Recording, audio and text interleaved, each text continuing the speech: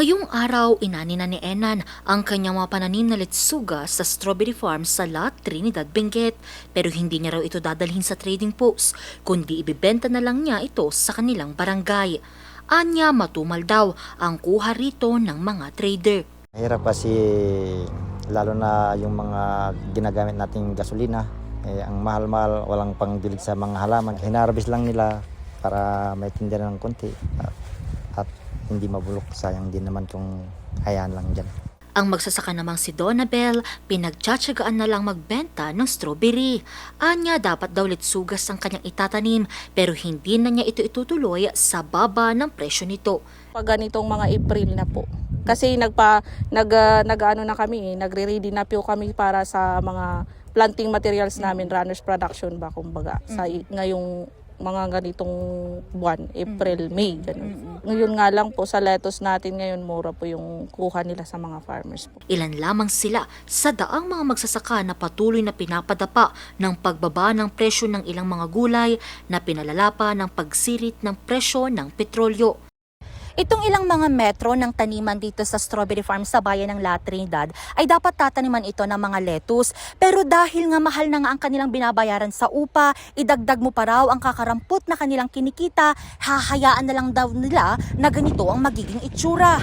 Dahil nga naman, 3 hanggang 5 piso lang ang kada kilo ng lettuce. Patunay na hindi lamang mga tsuper ang apektado dito sa krisis na kinakaharap natin ngayon, kundi pati mga magsasaka rin. Dahil dito, bumuo na ng Emergency Socio-Economic Crisis Task Force ang La Trinidad LGU. So naglabas nga po tayo ng isang executive order na organizing yung ating Municipal Interagency Task Force on Socio-Economic Crisis. Ito po yung parang isang body dito po sa atin na talagang inuugnay po natin lahat ng stakeholders natin para pag-usapan kung ano man yung intervention natin sa mga iba't ibang mga problema na idudulot ng ating pagtaas po ng fuel. Numero 1 sa kanilang mga tutugunan ang sektor ng agrikultura. Sa ngayon kasi, naglalaro pa rin sa 2 hanggang 7 piso ang kada kilo ng repolyo. Ang lettuce, naglalaro sa 3 hanggang 5 piso kada kilo. Nakapako naman ang presyo ng ilang mga gulay. Hindi po yung oversupply. It's actually a logistical issue yung problema.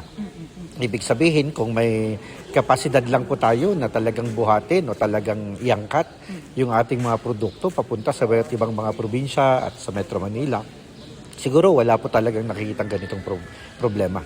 Nakikipag-ugnayan na ang task force sa Department of Agriculture para madagdagan ang mga trucks na magdi-deliver ng mga gulay mula La Trinidad papuntang NCR. Maliban dyan, nakatakda ring mamahagi ng oil subsidy ang pamahalaang bayan sa mga tsuper na apektado ng taas presyo sa petrolyo. Angel Arquero, RNG News.